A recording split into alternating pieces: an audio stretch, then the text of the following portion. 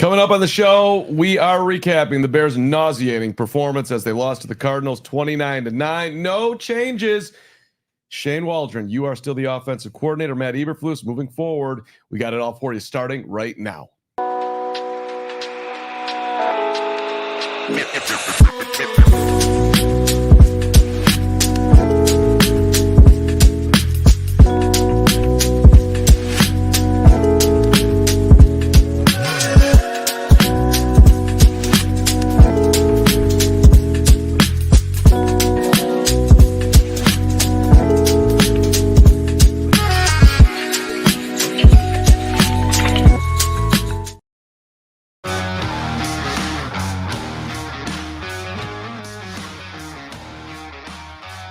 Is the CHGO Bears Podcast, where we are putting on the moving forward face today. 29-9. Be quiet, computer.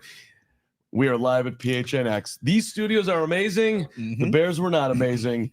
And the morning press conference is done. And Matt Eberflus's confidence in Shane Waldron is high. And Matt Eberflus is saying that, the defense was out there. Caleb Williams should have been out there too. Bears fans are obviously sitting there. We're right with you with some of the upset from the Bears now being 4-4. Adam Hogue, Nicholas Moriano, Greg Braggs Jr. Shout out to people who are right on the fence of becoming a diehard. Today's the day you should do it. $4 a month, $48 for the year. If you want a discount on merchandise, if you want a discount on our events, if you want to support the show, today is a great day to do it. $48. Well, it's the last day. The last day. Yes. Thank you, Greg. The last day to do it. So get on in. All right, team. How are we feeling Monday morning? 29-9, 4-4. And we just experienced the Flus, Roma Dunze, Kevin Byard press conference. Well, this was the first time in a long time, maybe ever, that I was actually waking up this morning and going, I wonder if they actually would make a change. And not with the head coach, to be clear, but like maybe have the offensive coordinator, get fired. Last night, Luke Getsy got fired. This morning, Dennis Allen was fired. Teams do make changes in the middle of the season when things aren't going well. Jets. Yeah, the Jets. Yeah. Now, I don't know that they're all always warranted, but when you look at what this offense has failed to do through 8 games, and most importantly, what they're failing to do with the franchise quarterback, which yesterday went to an egregious level to where they actually put him in harm's way at the end of the game for no reason, with both tackles out. Down 20. Like there was no reason. And for the second straight week, we get an answer from Matt Eberflus on Monday that makes it like more infuriating. Twice, because I listened to him on Cap and J Hood too. It was really annoying. And the reasoning was basically like, we finished games and the defense was out there too. Dude. What about last Sunday against the Commanders? That wasn't finishing the game. But that's why, for me, I'm surprised that you woke up saying maybe they make a change at offensive coordinator. To me, the only change they can make right now, if they were to do one, which they never do, but if they were to do one, it would be to fire Matt Eberflus. After what happened in Washington and his doubling and tripling down of defending the indefensible, his coaching decisions, and then the team clearly quitting on their coaches halfway through the Arizona game, letting go of the rope, and then you get to the end of the game and you have your franchise quarterback put in harm's way after already taking 6 sacks, and then you're doubling down on that decision, tripling down on it once again today, talking to the media. Those are the things to me that are the biggest issue on the forefront. Shane Waldron has not done a great job getting Caleb Williams where he needs to be this far into the season. But I also think that we as fans or media or whoever are constant, like Caleb Williams can take accountability to some of this stuff as well. And you guys are going to break down the film better than I will. But from what I saw yesterday, when you're at the stadium and you can see the full picture of a play as opposed to watching on the TV broadcast, I saw a quarterback that's passing up the easy throw, the available throw, to try to make a more difficult throw. And the last 2 weeks, I think that's what's been on full display. So you can blame that on Shane Waldron not putting him in a position to settle in, but Caleb also holds responsibility to settling in himself. It's like a therapy session. I know there's a couple of 32-ounce Modelo's in the fridge here at PHNX that we maybe might help us out here. Yeah, wanted one. It's not good though, Greg. Like you mentioned that, but I really had a problem with Eberflus' decision to keep Caleb in the game, and saying that the defender gator rolled his ankle. Mark, you said it best in the car ride here. Like, it's not the result, but the process, the decision to even have him out there. That's what's the issue here. And what if he did get injured? Like, that could have ended, it could have been a lot worse for the Bears. Thankfully, it seems like he's going to be okay. I mean, to me, what's like the most kind of disappointing, nauseating, infuriating, all boiled in one thing with the Flus right now is, okay, his players want him to take accountability. So now he's raising his hand on halftime interviews and in the postgame interview. It was my fault.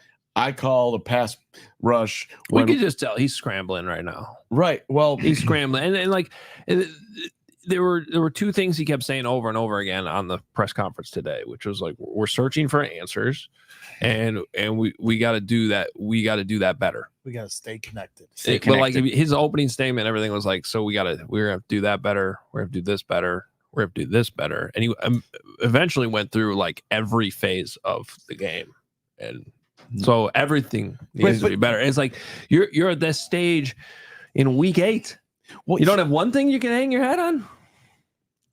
All of that, and you went through some level of like media adjustment training. The hair got different. You did the blow dry thing. You messed with the beard. Though all these things, like, you stepped up your game, but yet you still don't get when you have to look in the mirror and realize, you know what? Probably wasn't smart to have the franchise out there down 29-9 with the third string off right tackle out there versus, oh yeah, I called a pass rush. Your players they know that they should have made a tackle on that play. They're not asking you to throw yourself under the bus for that, but they are asking for it when you do things that don't make any sense. Well, and this goes back to what I was talking about on last night's postgame show, which is like when you say things like, oh, well, the defense was out there too. You either actually truly believe that, Tremaine Edmonds being on the field is the same thing as Caleb Williams being on the field. Frightening thought. Or you're once again being disingenuous to the fans and not giving them enough credit for being smarter than that. Because you think that's just going to go by, just pass, and every single fan or us that has been covering this team and doing shows every single day since before they drafted Caleb Williams, talking about how this is all about Caleb. And you're going to say that that's the same thing as the franchise quarterback being on the field we're just working on our 2-minute offense. 2-minute offense is garbage time. The game's over. What are you talking about? Right. And look, you need in the leadership position to be able to say hard things, right?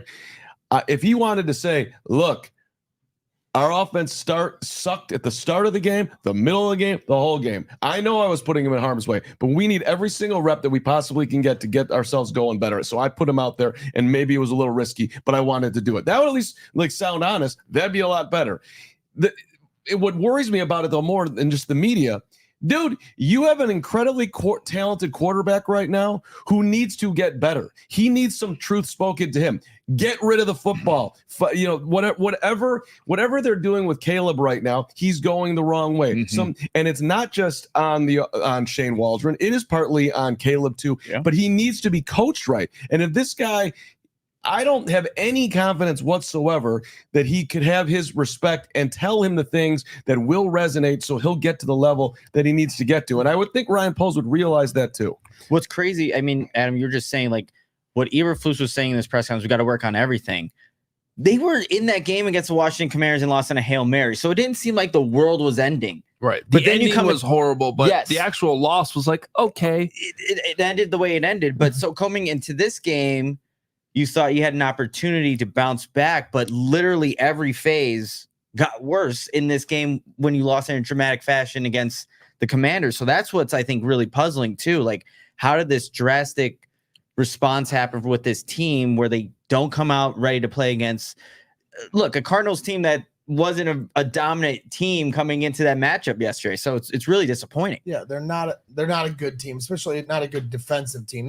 They've gotten better. They're on a 3-game winning streak now, so be it. But the Bears have had trouble starting fast all year. And when you talk about drastic, you go from almost stealing a game in Washington to the dramatic plummet 7 days later to where it looks like the team let go of the rope. In my opinion, it seems like they've lost faith in the coaching staff, because when you have a leadership committee meeting, a call to arms after the Indianapolis Colts loss, where the players were certainly starting to get fed up with the game plan, they make their adjustments. They go on a little winning streak, albeit against some lesser opponents.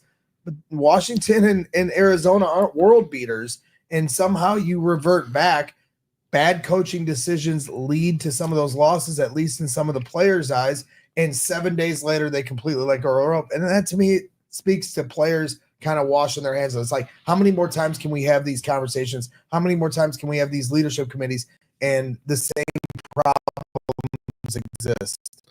Yeah. By the way, we got an ALLCITY trade between two of our markets. We're not involved, though. No, I was about to make a joke that Carm got traded to DNVR. DNVR? You're going to put him in DNVR? I mean, if you are going to trade me, come on. You start them out with the new guys in Dallas. If you are going to trade me, and I love DNVR, but I kind of like it here. It's really honestly though, Mark, okay, you can have stay a here. Little bit of a Denver vibe to you. I think you'd fit well. What does that mean? The culture. What's a Denver of vibe? Denver? Like, wouldn't that be your dream if you could just trade me, or just release me? Period. I think that would be ultimately. I'm being genuine. I think you think I'm a Denver guy? Of people of Denver. I do. Thank you. I'll take that as a compliment. I love Denver people. But what's the trade? The actual trade was that the Broncos are sending edge rusher Baron Browning to the Cardinals. 9.5 sacks, right? Yeah. So the Cardinals not satisfied with what they did yesterday. 6 sacks against the Bears. Their career sacks, I should say. Well, I guess they must have been watching the PHNX Cardinals postgame show, because they were calling for that yesterday. Buy into this team. So you were able to watch their postgame show? I saw some clips. Wow. I stay company man. Hear that, PHNX? This guy's supporting on ultimate levels here. That's impressive.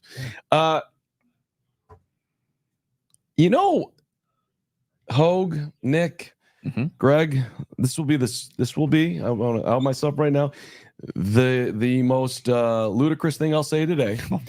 Okay, I doubt that. It's early. We're still. You once again brought my Uber rating down with some stories you were telling on the way over here. I thought we had a great Uber on this. That was our best Uber by far. The trip, by far. Oh, in terms of like not trying to kill each other. Yeah, I mean it was without a doubt. It was definitely our best. It was calm and not Greg screaming about golf for 45 minutes. It was great. So eyes roll. I don't know. He's old and is getting weirder by the moment right now, but there's this guy out there and his name is Bill Belichick, and he's doing nothing. That's not true.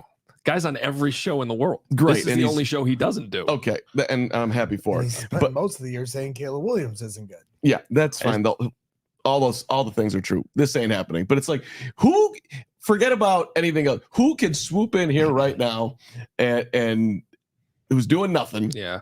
See, I hear you, and obviously Bill Belichick would be an upgrade. I mean, anybody who's going to say, but I want to find the next guy, and I feel like I feel like you look at where Ben Johnson is right now with this Lions team. The Lions right now, I would be surprised if they're not in the Super Bowl, and it just reminds me of 2017 when he was clearly what he was doing with Atlanta was he's going to be the guy who gets the next job. Yep. It was kind of overdue for a year or two, just like it is right now with Ben Johnson.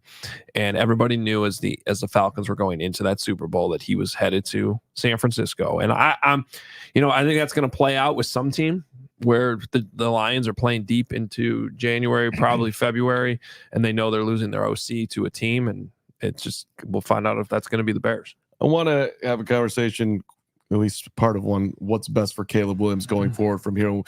We'll do that. But first, we are sponsored by Chicago Sports Network, the new home of the Blackhawks, Bulls, and White Sox games. CHSN will broadcast more than 300 live games per year across the Blackhawks, Bulls, and White Sox, and will feature a full lineup of original Chicago-focused sports content.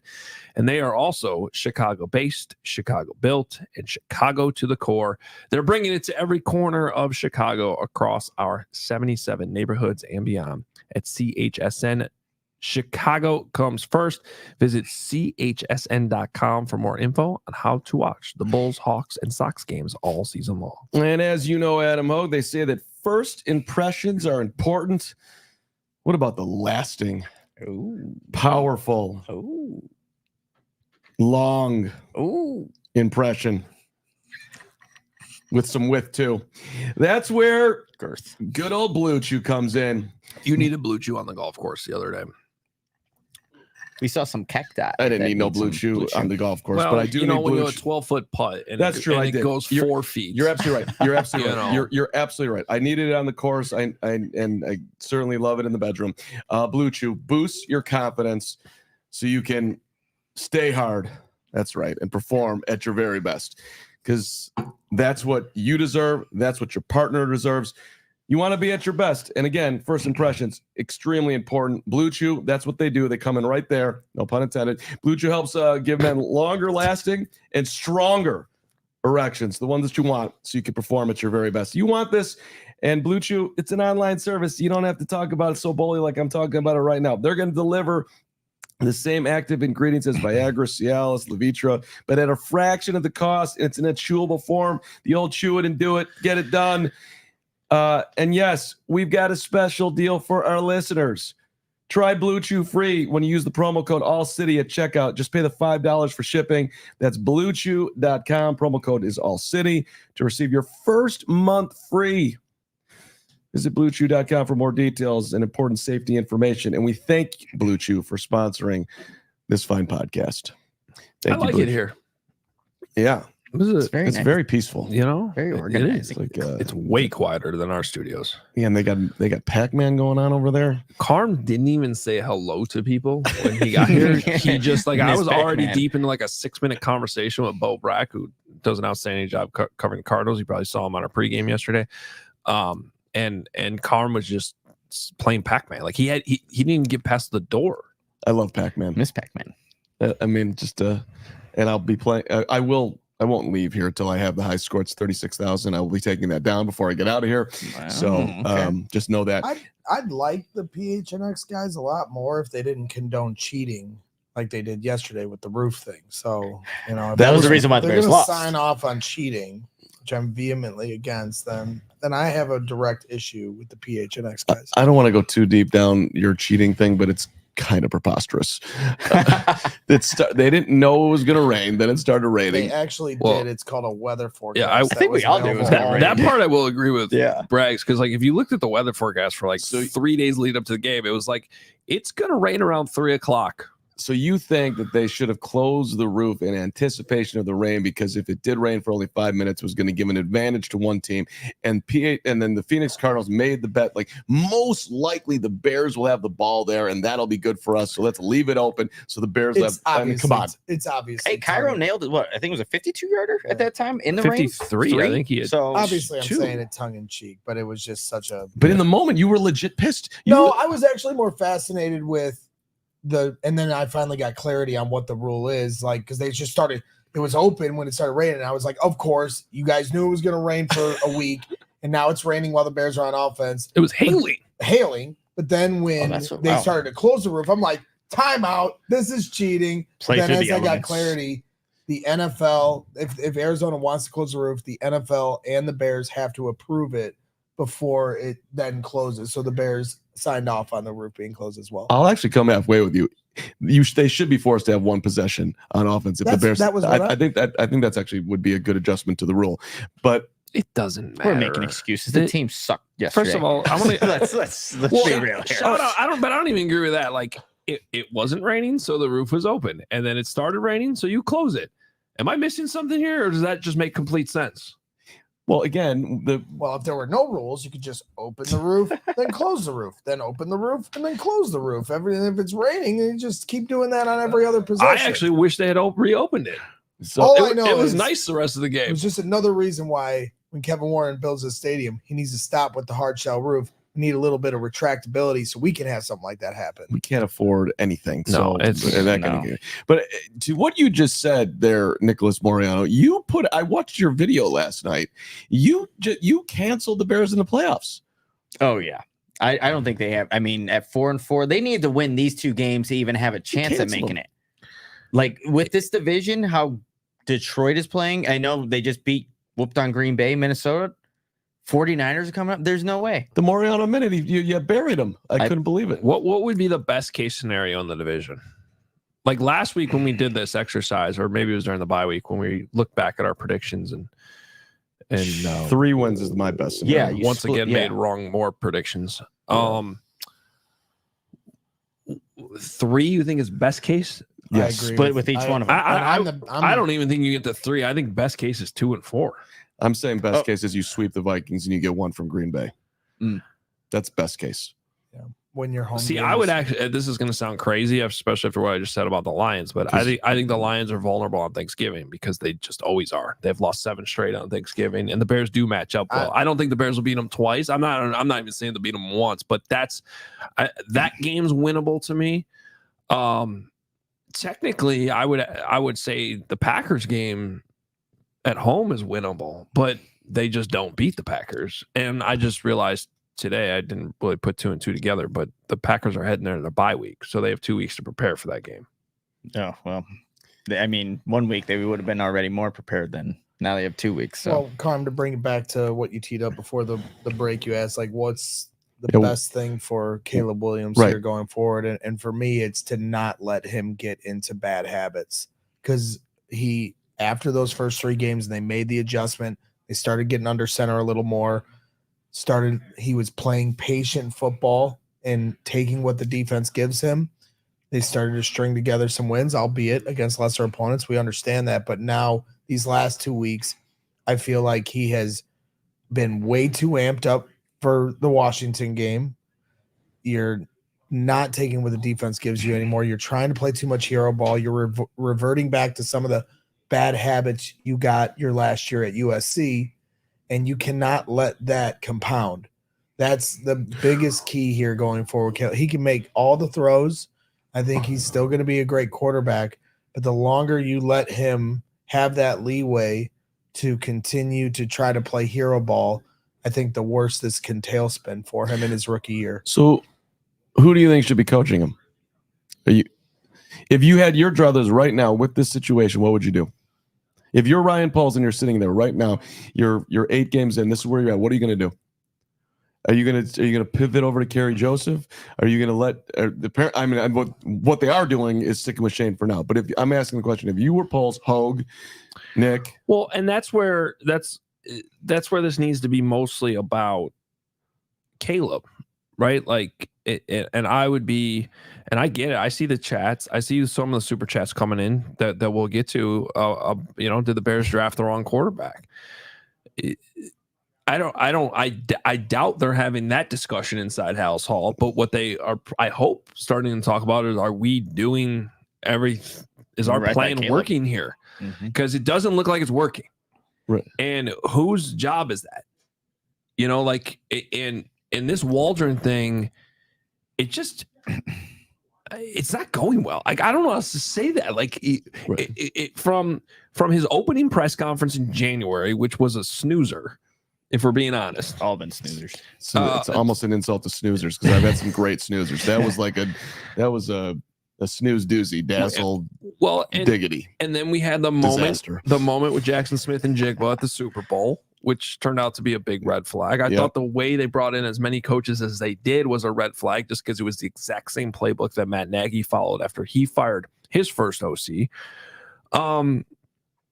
It was just like, and then we're hearing the same things we were hearing back in the winter. Like, okay, well, what's the issue with Shane Waldron? Because, like, the offensive side of it seemed to be, most people were excited about that part. But we heard things like he just doesn't command the room. Well, I mean, anybody read Brad Biggs' 10 thoughts today? Because he mentioned that in there, that it's just he's not a commanding presence in front of the room. He went as far as to say that I want to paraphrase here, but that he was hearing that players would actually welcome a change. So it's obvious. I think it's obvious. And I think that is obvious too, because we're in a situation where from week one, they had a meeting week one. That was week one, right? No, No. it was after the Colts game. Week 3. Okay. Indy. But after week one, there were still the questions about the personnel. Yes, Right. because Gerald Everett had more snaps than Cole Kmet. Yeah. And it was beyond that too, because they were they were using like Travis Homer. That's right. And now the last 2 weeks, you talk about Caleb reverting back to bad habits, Shane Waldron reverting back to personnel bad habits, where Caleb Williams only has 1 target over the last 2 games. Cole Kmet, one target. I'm sorry. Well, and that's just what I'm saying is like we're 8 games into this thing, and like what do you hang your hat on that? If you're Shane, like if you're Matt Eberflus this morning getting asked, are you changing your OC and why or why not? Which was the question. Confidence is high. Go ahead. Like the answer to the question was, well, we're getting together and we're finding the answers. Right. I think the only positive thing that's been, I mean, again, going through the press conferences, like we always hear that Shane's a great teacher. Being a great teacher is way different than having command in the room. You can try to teach these plays all to your players and have them try to go execute it, but we've seen him shaking the play card, the play sheet on the sideline. Like there doesn't seem to be that presence about him whether he's in front of the camera at a press conference. The glimpse we've seen on the sideline at times doesn't seem like he does get that command, but apparently he teaches the guys well, but it doesn't even show up on game film. But the thing that Shane Waldron has to accept, and even Caleb Williams has to accept, this entire offense is this offensive line is a mess. It already was top end talent deficient. They might have had a lot of names on their offensive line. Ryan Poles called it the best depth he's ever seen in an O-line group, but it isn't top line talent. So now it is an injury riddled offensive line. So it limits you what you can do. And that's why when you're Shane Waldron, you have to understand what your personnel is. Understand that your offensive line has limitations. Understand that your quarterback is a rookie that has a lot of room for growth, and call plays accordingly to that. Well, and that's what you would think. And our GM Jake's pointing out too, like the great excuse at Hallis Hall right now, if you're looking for something, well, look at the O-line. It's hard for us to have an offense that's rolling when you've got half the O-line, now 3/4 of the O-line injured. How can you expect us to succeed when, well, Braxton Jones is hurt, now Darnell Wright is hurt. We've had issues with both guard spots. Tevin's been trying to stay. I mean, and that's fair to a point, but it's also like, I mean, yesterday they're a great idea, and maybe it might have been a solid idea, was to go 5 wide and try to take advantage of the Cardinals secondaries. DeAndre Swift's lining up, he's lined up wide, he's lined up in the slot. The quarterback didn't look comfortable executing it. You know what? I think too, what we're not seeing, we know that Caleb Williams is mobile. He definitely can be, whether he's in the pocket, but I feel like this season through the first 9 weeks, it's like you don't see the pocket being moved all that often.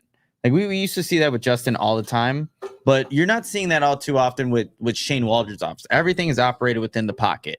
If you have an offensive line that's missing starters, that backups are playing, it keeps a stationary. You keeps them stationary in the pocket, but you only do so much. I would like to see a little bit more of that moving forward with the line how it is. Well, yeah, and I mentioned this yesterday too. That's the natural progression of how this goes. We've seen the story before. I still commend the Bears on trying, because what they're doing with that, Nick, and this is they're trying to allow Caleb to read the whole field. Yeah. And I still think he can do that. But when you don't have time to do so, personnel, or you're not seeing things as clearly, because I think that's something we've seen the last 2 weeks too. Greg, you're right. There's got to be some accountability on him too. So then what you see is that they start to, I don't mean this in any negative connotation, but they start to dumb things down a little bit, try to make it more simple. That shouldn't be shamed. Ryan Poles said to me face to face at the combine, is he like Patrick Mahomes? There are some similarities there, and fans cringe when you hear that. But what is Patrick Mahomes great at? Taking what the defense gives him, checking the ball down. Don't even call it check. If check down has some like negative connotation attached to it, it doesn't. It's called it's smart football. Take what the defense gives you. Take the easy throw, make the easy move the sticks, get into a rhythm, get settled in. I want to touch on a little bit of Ryan Poles and his perspective right now, and also something that Caleb said about how they didn't move forward as quick as they could have from the Commanders game. But first, I have to tell everybody about Sunnyside. Sunnyside is your home for judgment-free cannabis shopping, a place where all kinds of visitors are welcome to explore, discover, and purchase a wide array of high-quality products. Sunnyside is everything you need to elevate your fall, winter, whatever time you're using Sunnyside. It's a one-stop shop for all your cannabis needs. Sunnyside has an expertly curated menu with over 100 strands to choose from, plus easy online ordering and in-store pickup. Sunnyside is Illinois' favorite dispensary with locations in the city, Wrigleyville and River North, to the suburbs, Champaign, South Beloit, and more. It's easy to order online, and we're here to help in store. Available now. Good news. New limited time offer. Island Vibes. Available in disposable vapes, 510 carts, and live resting gummies. Good news. Island Vibes for next level staycations, destination relaxation. Good news. Island Vibes. Good news. Island Vibes. Puff paradise. Visit sunnyside.shop for bright buys every day, including 50% off your first 3 online purchases. Enter promo code HICHGO at checkout to qualify. Exclusions apply. Sunnyside Cannabis Dispensary. Bright buys every day, only for 21 plus or Illinois medical card holders. I want to give a big shout out to Game Time. Obviously, a great sponsor here at CHGO Sports, but they also helped us get in the stadium yesterday to hang out with some fans and watch the game, and that was a lot of fun to take that in. So shout out to Game Time. Game Time has a new feature called Game Time Picks that makes getting tickets easier to see your favorite team play live. Game Time Picks filters out the fluff to show you only incredible deals on great seats, so you don't have to waste time searching through the thousands of tickets. It's not just sports. You can go to concerts, events, so many different things that Game Time offers, even outside of the sports realm. So make sure you're hitting them up. Game Time Picks, the curation makes it easier to save more on sports, concerts, comedy, theater. Like I said, they have it all in pricing. Toggling this feature shows the total up front with no surprise fees at checkout. There's a lot of those ticket markets that like try to trick you and bait you into 7 windows later. The price isn't what they were advertising. The seat views, when you go to check your seat, they have a panoramic view so you can see exactly what your vantage point will look like when you get in the stadium. Lowest price guaranteed, or Game Time will credit you 110% of the difference. The Game Time ticket coverage with your purchase is covered with most flexible customer service policy in the ticketing industry. So take the guesswork out of buying tickets with Game Time Picks. Download the Game Time app, create an account, and use code CHGO for $20 off your first purchase. Terms apply. Again, create an account and redeem code CHGO for $20 off. Download Game Time today. What time is it? Game time. Yeah, that's what the Bears forgot to do that before the game started yesterday. They were not aware that it was game time. That's what happened. Hey, so I want to talk about Caleb a little bit more here. So our guy Matt Bowen just tweeted this about 15 minutes ago. He was watching the tape against the Cardinals.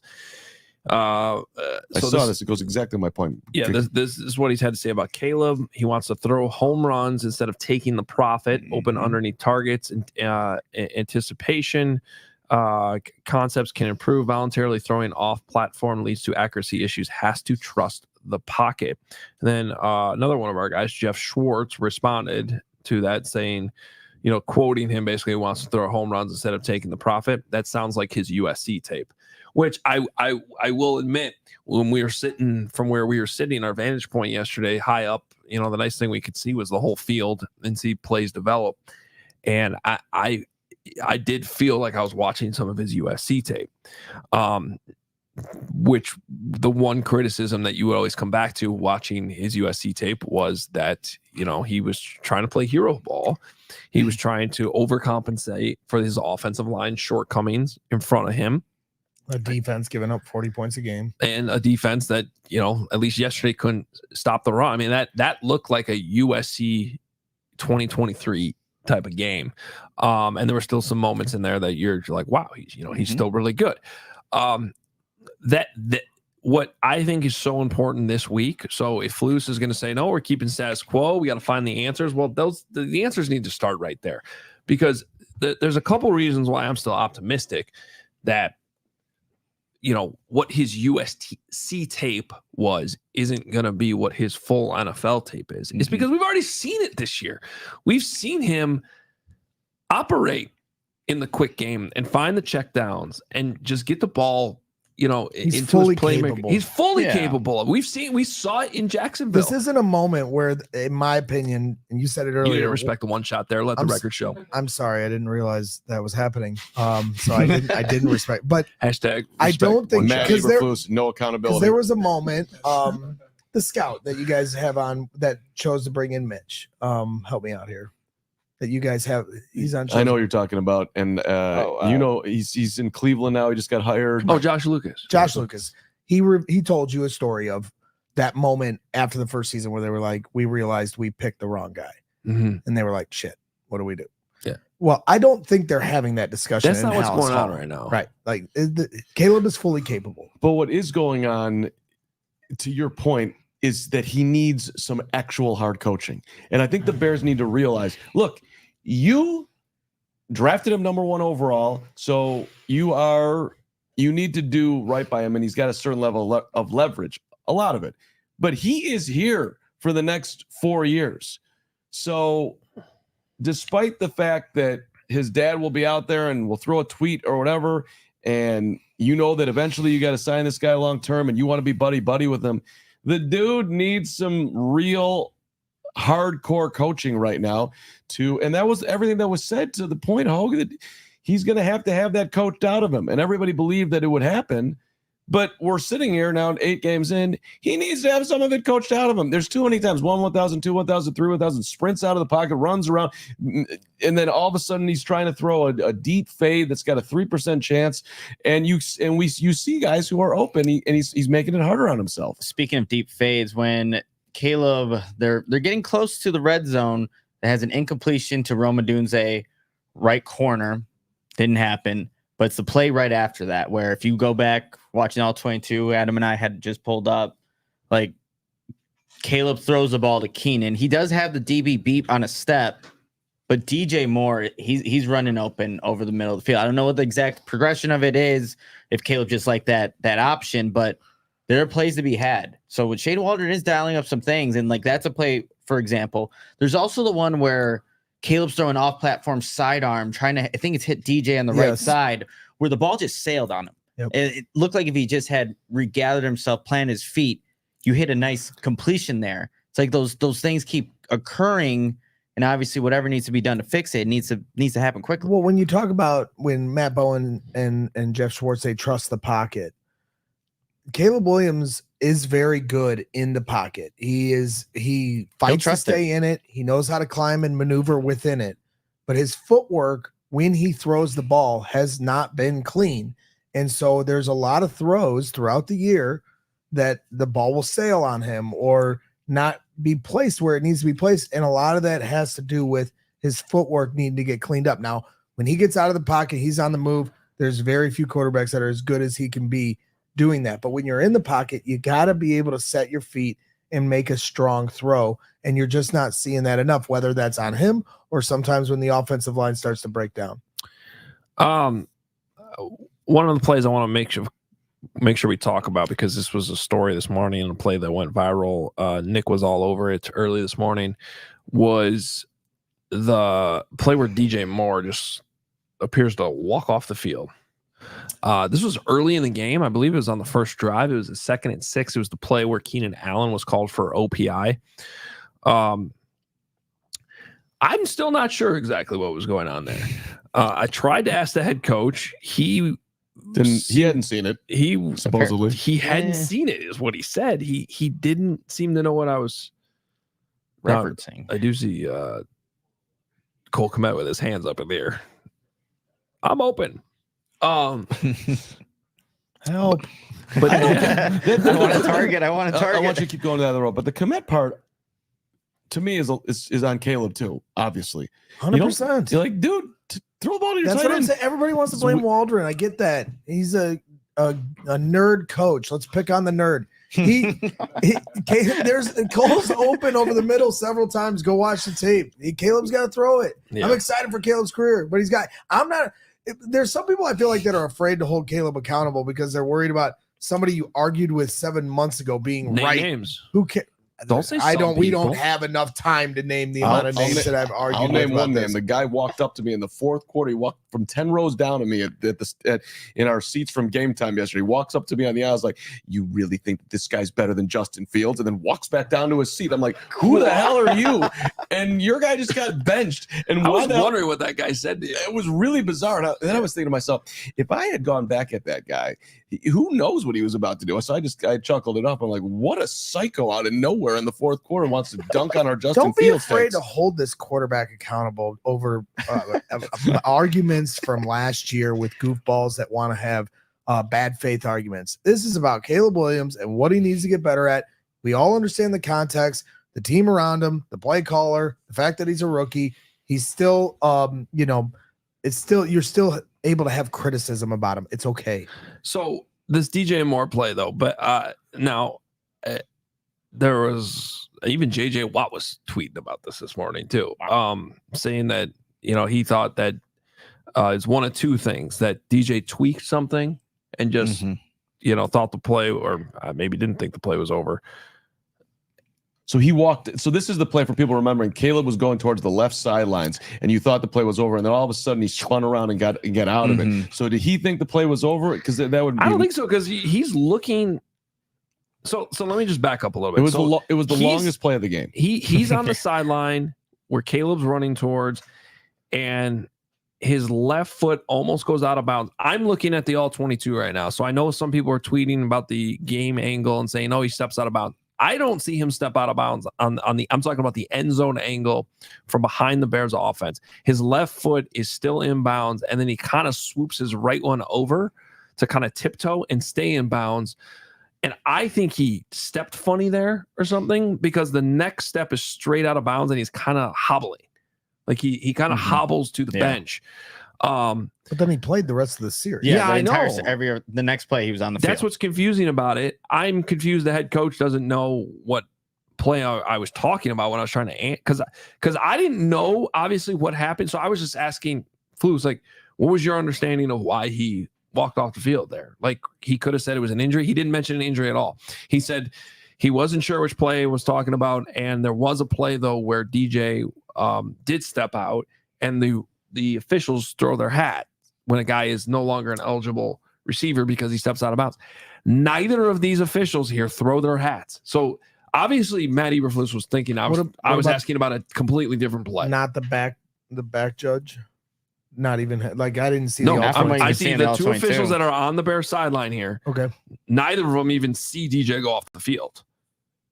Neither of them are aware that DJ. One of them's looking directly at Caleb, but then I was wondering. And the other one downfield is he's got his eyes on the receivers downfield. So it's a weird play. I highly doubt DJ Moore just quit on this play. I really don't think that'd be completely out of character. He takes a funny step trying to stay in bounds. I also don't think that he was like, "Oh, I'm out of bounds, so I'm just going to stay out of bounds." Which was something that JJ Watt brought up, something I thought about. I actually asked Matt Eberflus that too, if that's what he was doing. So it's a long way of me saying it was a weird play, and no one seems to know what really happened. Maybe get some clarity on Wednesday. Yeah, I think DJ usually has a presser on Wednesday, so he can explain it. But I don't think he quit on the play, and the fact that he was out there the rest of the series is evidence that like he wasn't quitting. I mean, to me, what's more concerning is that in week one, DJ's running a go route and Caleb's throwing it out and the ball's landing on the turf. And you're wondering, how are you guys not on the same page? And it was like the second play of the game. And then yesterday happened again on a third down. DJ's again running a fly pattern, and Caleb's throwing it out, and these two have not been together. No, and then that. Sorry, Nick. I mean, go ahead. I think it is fair to bring up Justin in that context because they did have kids. It was like the one guy Justin had chemistry with. He certainly didn't have chemistry with Darnell Mooney anymore, who's lighting up the league right now. Rome Odunze is the Bears' leading receiver in yardage with 391, and he had the best game yesterday. So I don't really know what is the problem there, but I do think back to the first OTA practices we were able to watch when DJ Moore first got here, and every time Justin Fields was throwing him the ball, it looked good. And it looked good to Cole Kmet too. And then basically to anybody else, it looked bad. And that carried over to the season. That's exactly how it looked in the season. And then, so now we go to this year, new quarterback after DJ obviously,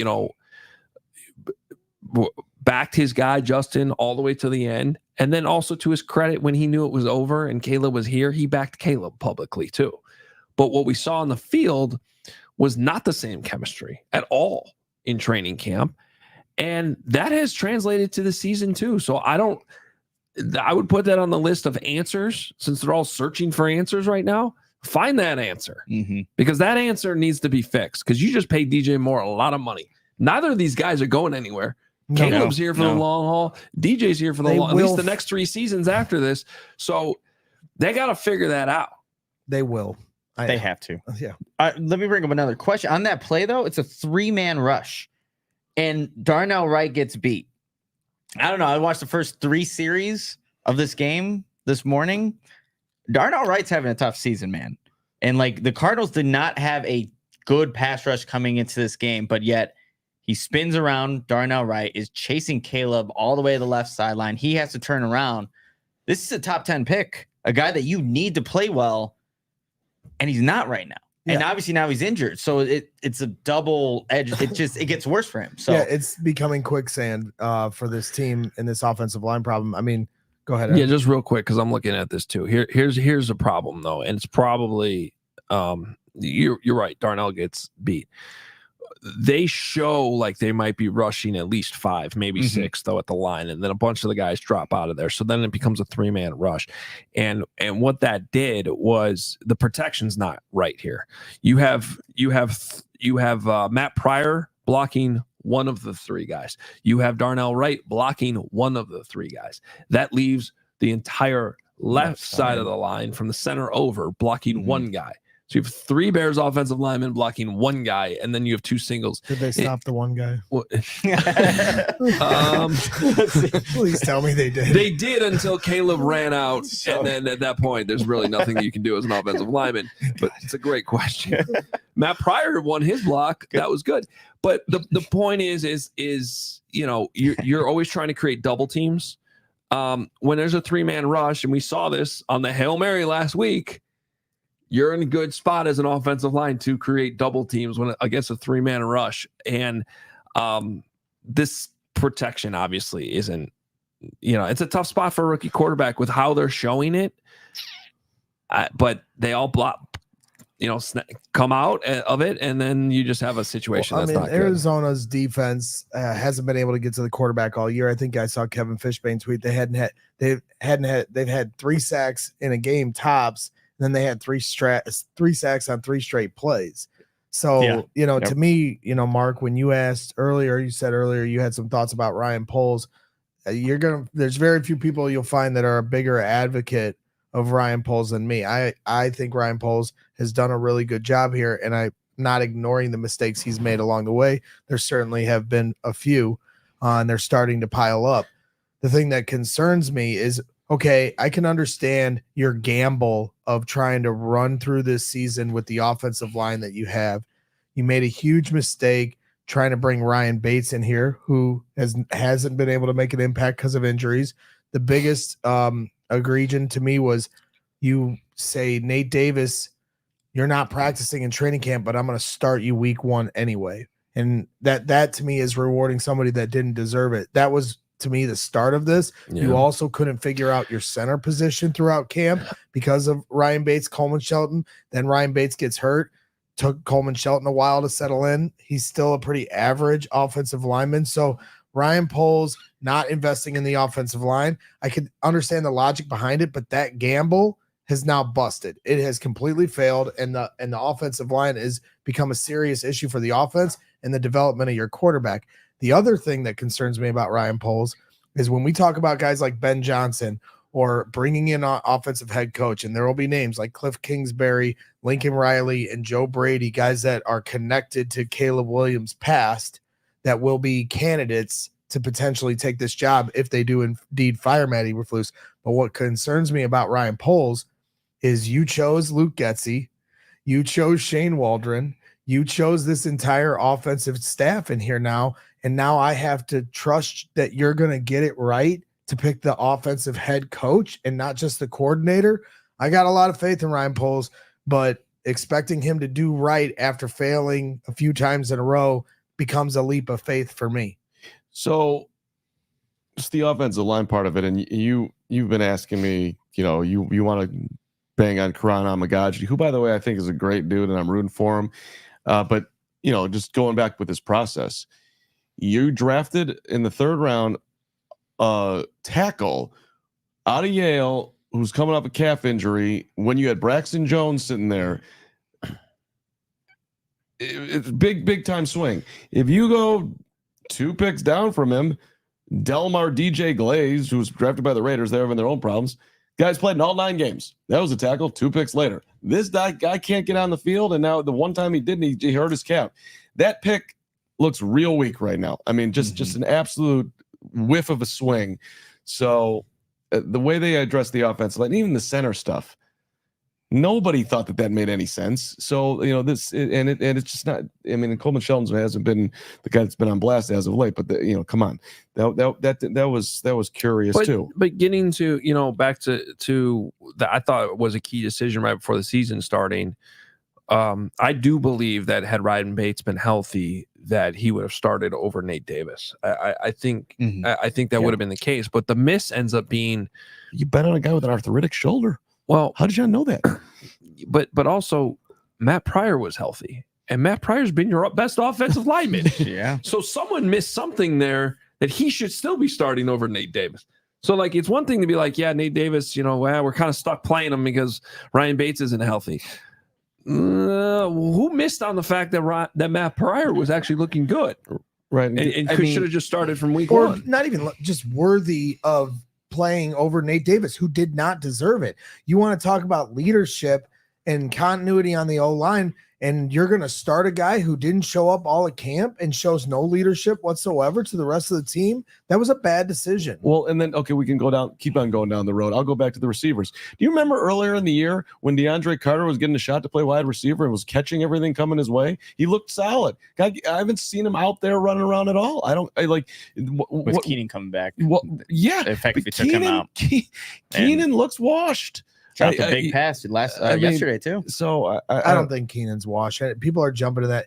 He had his best statistical year last year with the Chargers. He had he even missed a few games and still had his best statistical year. People were saying Darnell Mooney sucked last year. You see what he's doing now? It's amazing what happens when you combine talent, and an offensive coordinator that's going to put you in the right position to get the most out of it. Is Keenan Allen who he was his 3rd year in the league? No, of course not. But do you Keenan see him Allen getting real open? I don't see him getting real open. I just think Roma's been the most consistent, I think, with getting open so far. But going back to the offensive line, I think a guy that doesn't get mentioned a lot, Chris Morgan, was one of the offensive coaches retained of the group, and Jim Dre, the tight ends coach. Who's actually gotten better since Chris Morgan's been here as an offensive line coach? Matt Pryor. Maybe Matt Pryor, but he should have been probably playing in front of Nate Davis. I think the evaluation of the offensive line, who's playing well, who's not playing well, who's actually developing, that's, I think, also a part of this issue right now with this offensive line. Maybe just don't have the right coaches in place, because Darnell Wright, I think, is a lot more talented than what he's shown so far, and yet we're not seeing that play out. So when one thing goes bad, I feel like there's a long list of things that also and to that point, I'm certainly open to and agree that the players got to execute better too, and that Caleb's got to play better. I get all that, but coaching matters so much in this league. And you look at what's going on in Washington right now, and rookie quarterback, the new OC comes in. That roster ain't loaded. No. Yep. They probably are sitting there in Washington going, man, I wish I had the Bears weapons. Right? I mean, and yet it's all working. It's working on both sides of the ball. Not the offensive line. They'll keep their offensive line. Oh, yeah. You know, yeah, but I meant the weapons. You know what I mean? Like they got Terry. They got Terry, and then wide open Noah Brown in the end zone. But too soon. Yeah, it's just so the point there is just like, here's the coaches, and it just looks bad because those are the coaches you could have had. Could have hired Dan Quinn 3 years ago. Could have hired Cliff Kingsbury in the offseason. And now they're on a different team, and they just keep winning, and they beat you. And so Cliff Kingsbury is going to be like Thanos walking into that interview room this offseason. You could not live with your own failures. What did that bring you? Back to me. Well, I love it. I just go back to polls, and I'm not trying to bang on the GM who's done let's call it an admirable job in rebuilding the roster, and the team is still in a position with Caleb that you would think that if the Bears were a stock, I'd buy the Bears. I wouldn't sell the Bears today. I would still buy on what the future of this team is going to be. However, going back to Poles' pregame hit yesterday on ESPN 1000, he says, I love, this is what he's talking about last week, quote, I love how the team responded, how they practiced this week. It was very focused. The precision was there. And then he called the team, quote, locked in, together, aligned. And then he said, quote, everybody rebounded really well. We got positive as the week started. We're in a good place. Then you had the quarterback coming out afterwards saying we got to move on faster. So I'm like wondering, what is it here? Are you delusional? Are you not seeing what's actually going on here? Because when he's talking about the decision with Matt Eberflus, he's like, I see a guy who presents himself in front of the room and steadied the course when everything was going, sideways, and he was able to do it. So I do wonder at times if he's trying to tricking himself into what he's actually seeing. No, and I think at this point that's just completely fair to bring up. And who knows how he's truly feeling about Matt Eberflus now, especially with what's transpired the last 2 weeks. But yeah, if you're still going to bat for this guy, then you got to start to question what Ryan Poles is really seeing. Right. And I don't know that we're quite there yet. He's not doing interviews other than he talks to Jeff Joniak every week on the team pregame show. So it's always kind of a weird, maybe it's hard for him. Like, yeah, I didn't love the way we practiced this week, and I'm not feeling great about today. Right, but he doesn't have to go out of his way to say exactly to say what he did say. We'll see. I hope, and it looks terrible when that's the pregame interview just a couple hours for the game, and then they literally don't show up. Yeah. Well, not literally, figuratively, they don't show up. Well, and I know that he does talk to Joniak each week, but a couple years ago when things weren't going great, right before the Patriots game, Ryan Poles, in the press box met you guys as with the media, and he volunteered that. He didn't have to do that. And so I've always given Ryan Poles credit for that, because that was a big complaint with Ryan Pace, was he was hiding in the shadows, and Ryan Poles would always kind of step out and be a leader of this organization. And at this point, even Phil Emery would meet with all the road reporters at every road game. It would be helpful, and I would respect it a lot if he stepped up to some kind of press scrum or a podium and answer to some of the stuff that's going on. It's the halfway point of the season, and I think there needs to be some things addressed or answered, or at least talked about. I've been such a big Ryan Poles supporter, but it certainly is like right now it is impossible to not that feeling is taking a huge hit for me right now, and that concerns me because of how much I've believed in this process to this point. I'll hit on him again. Do you think that he said, Matt, this OC is your hire, let me know who you want, and unless I have some huge objection, you can have whoever you want? Or do you think he was like, very, very much involved and said, let's go with Shane? Because I would bet that it was the latter, that he was right there, making more of the decision than Matt Eberflus.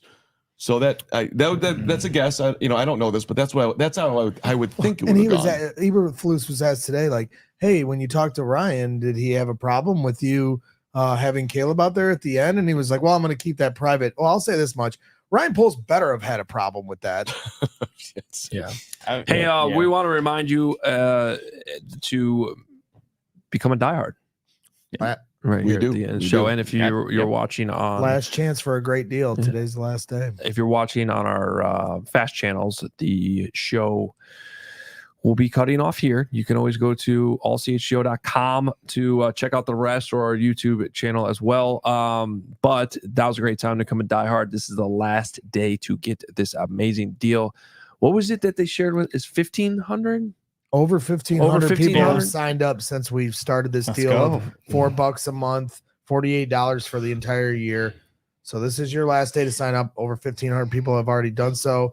And it's not just stuff for Bears coverage. If you're a Bulls fan, Blackhawks, Cubs, White Sox, Sky, any sport that's being played in this great city, even softball championships being won, we cover it all. I want to get to super chats here, and we could keep on going down. I don't know how long you guys want to go today. It's been a good show. I mean, from our Uber ride to this, like, what's happening? I just want to tee up this as far as the Bears topics. You got the Patriots coming in this week. They're 2-7. All right. Everyone's going to pick them to win. We'll see if they do it. I would assume, unless somebody wants to be bold on the show. You got the whole week to think about it. Can we not put out a prediction graphic this week, please? But yeah, that's a good idea. The 12-day challenge is coming after that. In 12 days, they got 3 consecutive games. Packers, Vikings, Lions, Christmas Day in 12 days. Boy, I didn't realize it was December already. That's crazy. There was a Christmas tree outside. I mean, wait, you meant to say Thanksgiving. Did I say Christmas? Christmas. Whoops. Thanksgiving Day. Thanksgiving. Thank you. Not Christmas Day. Thanksgiving. There's no day after it. Just Thanksgiving. Right? Yeah, I got it. But you get the point. It's coming. You got one more little warm up here, if you want to call it that. Although that game almost feels like a coin flip coming this weekend, the way things are going. Packers, Vikings, Lions. Our guy JT O'Sullivan's actually gracing us with his presence in our chat right now. The QB School. He breaks down some film and helps us all become smarter football fans. And I'm ready to go. That's what I'm watching. We appreciate your efforts, JT, and the offer is always extended for you to jump on one of these shows one of these days. That's what I'm love watching to hear on some of your insights. But he says in the chat, he says, in my opinion, an OC hire is a head coach decision. I guess every organization is different, but I would hope so. And maybe it was him, but it still ultimately goes back to the general manager. You're the head coach. You get to call the OC. I trust in you, even though you hired a defensive coordinator who. It was a weird take from Carm. It was an hour into the show, though. We got pretty far. I thought it was a moderately brilliant take with the GM and blaming Poles for Waldron. He's involved. Well, I also said that. He's involved. He's involved. Well, I also said that just from the standpoint of kept the head coach. Trusting Ryan Poles to pick the next head coach for this team that will be, in my opinion, an offensive head coach. Better be. And on your resume is Luke Getsy, Shane Waldron, and this entire. They've got 9 coaches on this offensive staff, and each of them have a different job. Like it to me, there's a little bit of overkill there, but at the time when they hired them all, we're like, okay, let's make logic of this. Okay, you know what they need? I just thought they need another coach. So they got the run game coordinator, they got the pass game coordinator. They need an offensive coordinator. They need somebody to coordinate the offensive coordinator. How about someone? Because that's technically Flus's job, but obviously that's not working. To Carm's point, they need a get in your ass coordinator, and so that's what. Yeah, they do. I completely agree. Get in your ass coordinator. Just relax. Truth with telling your coordinator. Corey Wooten jokes, okay? Truth telling coordinator. Corey would be all over me. Not afraid to not be liked coordinator. That's too long. Get in your ass coordinator. That's what it is. On your ass coordinator. On your ass is better. JT says no, Diddy. Yes, the get in your ass coordinator. And I will happily take that job and just start yelling at everyone, because as these fine gentlemen know, if there's one thing I'm good at, it's yelling at people all day long. Very good. Along those lines, especially when we're trapped in an Uber with you. Yeah. About golf. And you won't agree that I'm a good golfer. And I will just yell it into your face until you finally agree. Well, you are persistent. The amount of discussions that you have with yourself in your head that you are bringing more and more public is concerning. But we'll talk about that in our own On Your Ass meeting. In your ass? Well, the worst part about that is on the elevator up here, he accused me of becoming more and more like him.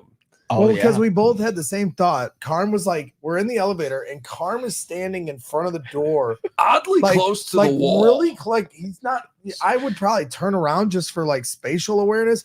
His face is like at the door, and I'm just trying to get away. In from my you. head, I really was about to take his head and just smash it right into the thing. And then Adam says the exact same thing as I'm thinking it. I go, Adam, we're starting to think a lot alike lately, because it's been like the third or fourth time we've been like on the same page. That's scary. Then you walked in here and said you were going to chug a beer to start the show, and I'm like, you are literally becoming a full form meatball, and I'm proud of you. Welcome. Yeah, but it is scary. I mean, those 32-ounce beers look tasty. Is anybody disagreeing with me? No, not at all. After yesterday's game, it's a perfect way to end the day. Can I? No. Yes, I can, and I will. I want to shout out everybody that we hung out with this weekend, and Hogue, you will give some love too, because you loved all these people too who were just awesome. We had such a great time coming out here, and the amount of Bears fans that came to our event, for first to the tailgate yesterday, to Poor Decisions on Saturday night. Salt was awesome yesterday. I got lectured for an hour seemingly by Hogue before and after about how sweet this would be in Arlington Heights. It's been a great trip. Robert Schramm, Hinsdale South. He was a senior back in the day on the high school football team, was doing the Super Bowl shuffle. That's when he became a Bears fan. He came out here.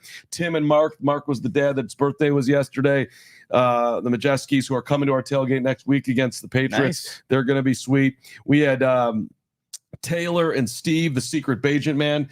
They were awesome. What about Allison, Laura, Stacy, and Nick live in Arizona from Elmwood Park? They were sweet. What about our guy Tim from Romeo? He's living in St. Paul, Minnesota. Tim, you were awesome. Tom Shorewood, just outside of Joliet. He married a Packer fan. Tom, we apologize for that, but that was on you. So actually, we don't apologize. Tom, do better. I did that too. Well, there you go. You're with Hogue. But she's a Bears fan now. You're with Hogue, Tom. So some would say that we're just, helping the cause. What about Andrew, Adam, and Frank from Orange County? April from Idaho. She came to our tailgate last year. She gave us the koozies. Remember that? She had those sweet koozies. Yep. And I asked her what she wants from the Bears, and quote, this was before the game yesterday, I'd really like Waldron to get his shit together. Sorry about that. That didn't work. I talked to Corey yesterday. No koozies for Waldron. Corey, one of our veterans who suffering from PTSD. I don't know what's going on over there, but what is that? Someone yodeling? What's going on? Is that your phone? Are you listening to Tiny Tim? What is that, Steven? I have no idea. It literally Steven's phone just started yodeling. You probably couldn't hear that, but it was so distracting that we had to call it out. That was Steven's. I don't know what Steven was watching last night, but it sounded like some Tiny Tim there. Don't even, wherever you're going to go next, just keep going. Just let me keep going. Corey, I talked to him yesterday at the tailgate. He served our country for 20 to 30 years. He's giving me all. I mean, this guy was such a winner yesterday. Corey, love you, appreciate you. And he's trying to do his best to give back to vets who are also suffering from PTSD. It was a great conversation. Alex in Portland, you were awesome. You too, Matt Gregory. Christian from Algonquin with his dad, Tom. Jordan and Brittany from Sterling, Illinois, moved out to Phoenix. What about Jordan, who helped set all this thing up? I don't know what that means, but that's how I wrote it down. Mike and Stacy from LA. Nick Miller and Jessica. Brian and Megan, Matt and Sammy. So you could be a part of this. Dr. Bunny. Kelly Witten was amazing this weekend. Matthew Gregory and Sammy. I just said that. Oh, I said it again. So it's always good to say things twice. Ben, who's a shy Hoosier, he became a diehard recently. I got a long talk with him at that was at Poor Decisions. AJ and Scott. Shy Hoosier? Yeah, he's shy Hoosier in the chat. AJ from Scottsdale, his girlfriend McKenna, Paul from the Bay Area. People are coming from all over. Nate from the Bay Area, Gabe from El Paso, Danny from El Paso, Chris from El Paso, Jake from California. Ann lives in Phoenix, grew up in Mount Prospect. Greg from Indianapolis was here. Hogue. By the way, Dr. Bunny also smacked Braggs. That was an amazing moment this week. That I told her to have been brought up on the show. I told her to. It was very weird, but that was a moment. Brian, we'll move along. It's the weirdest moment. That was a Many loud weird slap. moments. I thought it was please hit me. Greg might have been drinking. It was hard too. She's got a good right hook. It was audible. She's got a good right hook. He was literally asking all of us to do it. We're like, I'm like, We're all like, we really would love to do it. We'd also like to keep our jobs. I'm not hitting you. No. I It told was you a I didn't wanna voluntary kill you. smack. Yeah, well, it happened. Brian and Mega from Atlanta. We played some hoops. Me and Jake took you and Steven. me and Steven might have been a Hey, big you guys part of got that. had subs. Yeah, that's Yeah. right. How many more you got?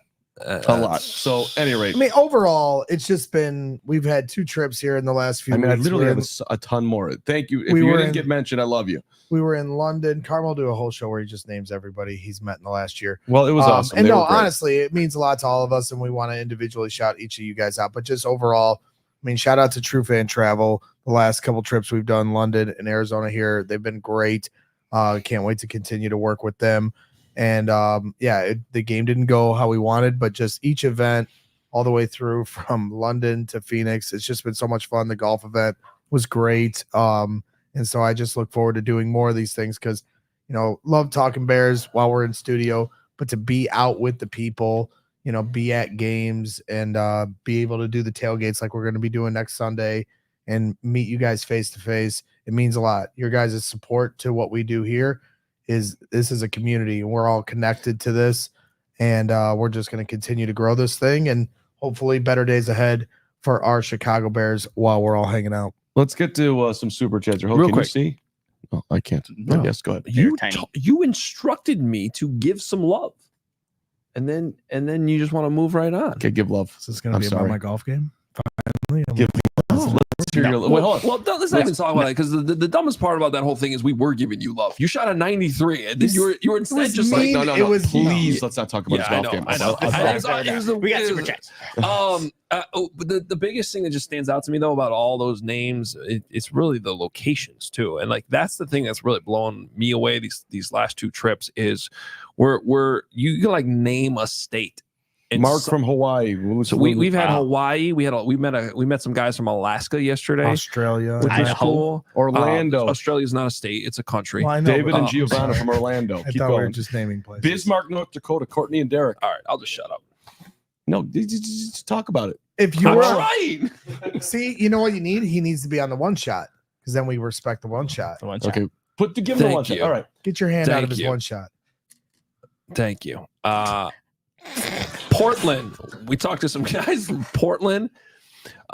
Really, North Dakota, South Dakota. I mean, that was just like more on this trip. Then you talk about when we were in London and like every European country. We had guys from Denmark that were there. It wasn't just the UK. It wasn't just France or we had Portugal too. And then we had Japan.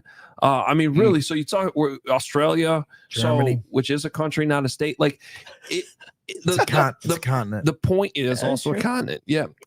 We have had pretty much the entire world represented on this show. And that is very, very cool. So genuinely, we thank you so much. There's a fun geography lesson we just did there. We should do that thing Like a like where globe. we Get a do globe the or something. states and then you fill it out and see if Ooh, you can. Jake, we could do that. Jake's over here, by the way. You can't see him.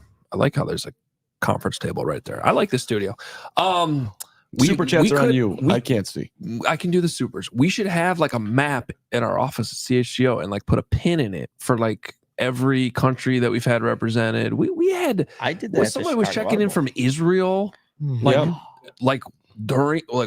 during the war, like Yeah. yeah, So, hey guys, I might not be around for a while, or because I'm going into battle. See you later. that was crazy. But that's real. I mean, that's real life. So any break or whatever that we can give you, Get a big old globe. which is why we were insisting on doing a show tomorrow. We're gonna get in late, and I'm like, we're doing a show on election day because we need to spend a couple hours just talking sports. Get out there and vote. Yeah. And All vote right. for the right person. All right, I can do the supers here. Kelly, Oh, there's the bunny out Yeah, of nowhere. Bunny. thank you, Steven. I'm in downtown Phoenix, licking my wounds, but the best part of the weekend was smacking Braggs in the face. No, hanging out with you guys. Thank you for everything. We will continue to bear down. so much energy. Every time the Bears scored yesterday, Kelly was singing the fight song. She beat you on that one, Braggs. Oh, yeah. She kept yelling at me, "It's okay, Braggs." And I was like, "It's not okay. We are all going to die."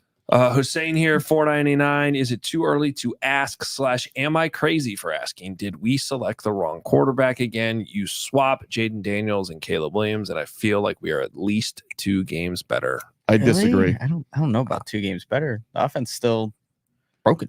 Jaden would be Dying. This offense. It's about the offensive line. At this point, both quarterbacks, Jaden Daniels and Caleb Williams, have talent. And the play calling. John Davis, $10, no changes. What a surprise watching QB School's vid on the offense this week. The first series took 30 minutes to analyze. This offense is basically football terrorism on a weekly basis. I am looking forward to JT, if you're still watching, if you survived Carm's 800 shout outs. That's what I'm hoping to do here the rest of this afternoon. And tonight. I'm sorry. I'm just giving love to people that support us. 1 hour into the show. Don't trip skateboards, $5. I'm for Pete Carroll for the rest of the year. Keep the coordinators for now. Pete Carroll? Pete Carroll? I would kill for Pete Carroll. I don't care how old he is. That guy's got great energy. I would love some Has Pete a Carroll. Team ever brought a coach in midway like Jeff that? Saturday. Jeff Saturday. That went really well. But that was the Colts who, Jeff's that's a little different, right? What do you say? Is Jake saying Lovey? Oh, bring Lovey Smith in. Bring back Love Dove. That was, by the way, Alex Brown yesterday saying one thing negative about Lovey yesterday was one of the greatest things I've ever heard on Briggs and Brown. That finally somebody said something, because literally not one player's ever even remotely criticized him. So, well, and he just brought up, right, that let's be fair about it. They went through a couple bad years before. Yes, he got fired at 10-6, right, but the context, we were 7-1. We should have made the playoffs. Yeah, no, that's what he said. Multiple years they had great, although some of that was on the fact that you didn't have an adequate backup quarterback when Jay went down. Nicholas Raimondo, $4.99, 4-4, and I feel like I was eaten by a bear. Yep. Same. Big bear. Tyler. I know. Are we going to talk about what happened in the golf cart last night, Jake? Or are we not going to talk about? We are going to talk about that. No, we are not. No, are you not in the middle of crazy? Superchat. No, you already ruined my Uber rating, bringing that story up in the Uber. We're talking about after you're done. Keep Tyler, going. $4.99. No accuracy has been an issue. How many do you factor? It's just been a struggle for him, or if he's protecting the football. No accuracy. Wait. He's got to be better. Yeah. He's got to be better. I do appreciate that he hasn't been turning the ball over, but there were a couple throws yesterday that I think we all thought were getting intercepted. The ball's got to come out. Stop going for the home runs. Take the checkdowns. Settle into the game. Settle your feet. Home run stuff. Hero ball. If you have to in the second half of games, fine. To start games, settle in. He can make deep ball throws. I know it's been ugly all year, and you may have given up on him ever hitting a deep ball. If he starts settling into the game and getting more comfortable, get those defenders to start coming up, now things will start opening up on the back end. It, to me, is as simple as that. Our guy Patrick Norton, $4.99. Chicago Bears head coach Carl Williams. #real coach. #accountability. We could give him a role in the organization somewhere if need be. Michael Testa, $4.99. How long are you all still in town for? About 4 more hours. We'd love to, although Braggs is staying, so you can hunt him down. That's right, yeah. We're leaving him here. And Steven. Our hardworking producer. The hardest working producer. Who never sleeps and always works. Is taking a well-deserved 2 days here to golf, and he needs his caddy with him. That caddy being me. So I drew the short straw and decided, all right, I'll stay with Steven and play golf with him for a few days and let these guys do some shows while we're gone. Steven also has already very noble of me. Steven has purchased 4 bottles of Advil to make it through the next 2 days. Me and Steven gonna be at TPC Wednesday morning. Hope you guys have a great show. Scottsdale? Maybe we'll check in. Maybe we'll check in on the green while you guys are doing the show. Silvano, $20. Drove 2 hours to see the Bears lose. Afterwards, I stumbled upon Salt where you guys were doing your thing. So stoked to see my guys. Got a pick with most of you. Y'all made my night. Forgot all about the terrible loss. LFCHGO. Let's go. Super nice to your Silvano. Good to see you. He was great. Brian Polubinski, $5. Bringing Vrabel has head coaching experience. Players respect and play hard for him. Great in-game coaching. Culture is a perfect fit. You talking about now? Isn't he with the Browns? Yeah, things are going really well in Cleveland. That's true. Okay, fine. Dial him up. Mike, you want to come on over mid-season? Let's go. Chubbs 82, $2. All hail King Joffrey, a.k.a. George McCaskey. I don't get it. You don't get it? Did you ever watch Game of Thrones? No, that's why I don't get it. Yeah, it's a Game of Thrones reference. King I Joffrey can read was- it. No, I can read this now that Steven made it larger and it fits on this. For old man of the computer internet, $5. Carm, I know you're not a Fields guy, but I had hoped you would start preaching to these flat calibers that Bajent will lead us to the promised land. Old man on the computer internet, I've made the point, and I got shouted down on it, that I do think that right now the offense would run better with Bajent. I do think that, but I also think that you've invested in him, and Caleb's ceiling obviously is a million times higher. I don't know who taught old man on the computer how to use a computer, but they made a terrible mistake. By the way, you telling me that the ball would come out a little quicker with Tyson? I'm telling you to shut up. Okay. And we're gonna do Crystal Simone. There was a hilarious moment in the game in the fourth quarter yesterday when Bajent was warming up on the sideline. He looked so good, and Carm got so annoyingly excited. He's going in. He's going in. He's going in. He was stretching the legs. He's going in. Meanwhile, the whole firing the offense ball. is huddled on the other side of the side, like way down the field to by where the ball was actually going to be. And Bajent was on the other end by himself throwing with somebody, and the like he's not going in. Carm, Caleb's in the huddle with the offense. I'll do some research. I'll bet you he was told to get ready. I will bet you he was told to get ready, and then Caleb just wanted to play. That's my bet, which is cool. But I bet you he was told to go in, and Caleb was just like, no, I want to play. I think that's what happened. Well, you think the coaches told Tyson Bajent to go in? I know Caleb overrode that. You do that investigative reporting. Okay, I know that's happened earlier in the season. I know that's happened. Okay. Say what you want, Hogue. Okay, Crystal, $4.99. He warmed up. It was exciting. It's a good one. Hey guys, travel back safely. I'm trying not to spiral out of control. Let's just keep our heads up. Bear down. Carm, double loaf for you and Steven. Why are you guys getting double loaves? Don't worry about it. What does that mean? No, I have no idea. Steven get the eye emoji? You get no double loaf. Steven got a loaf? No, you guys were. Oh yeah, I couldn't really hear her, but I do remember that. Yeah, you guys were out to dinner apparently, and then you were telling Crystal to troll me because I went to sleep like a good Carm because I wanted to be rested for the show. That's your double loaf. Good, Carm, and that's right. I mean, and that's exactly right. Yeah, some of us stayed out, had a nice meal. We still had a fantastic show, and I was still in bed by 11:15. Well, I got to ride back with Jake, and then when we got back, along with Nick, when we got back, we had more entertainment than you had, so it was worth it.